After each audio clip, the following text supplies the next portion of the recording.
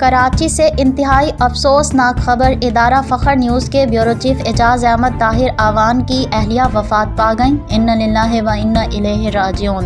ادارہ فخر نیوز کے بیورو چیف اعجاز احمد طاہر اعوان کی اہلیہ صبا پروین پر گزشتہ شب اچانک ہارٹ اٹیک ہوا، جنہیں فوری طبی امداد کی فراہمی کے لیے کراچی کے Dow University of Health Sciences Karachi کے ہارٹ سینٹر کے ICU میں ایڈمٹ کروا دیا گیا تھا، جہاں ان کی حالت تسلی بخش نہیں تھی۔ ان کے دل کی مین شریان بند ہونے کی وجہ سے انتہائی نگہداشت کی حالت میں رکھا گیا۔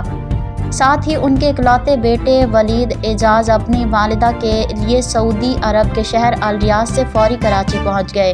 دن رات زیر علاج مریضہ کی زندگی بچانے کے لیے ڈاکٹرز اور اہل خانہ مصروف رہے، مگر زندگی اور موت اللہ پاک کا اختیار ہے۔ صبا پروین مرحومہ اپنے شوہر اعجاز احمد طاہر اعوان، بیٹے ولید اعجاز اور بہو بیٹی کو سوگوار چھوڑ کر اس دنیا فانی سے رخصت ہو گئی ہیں۔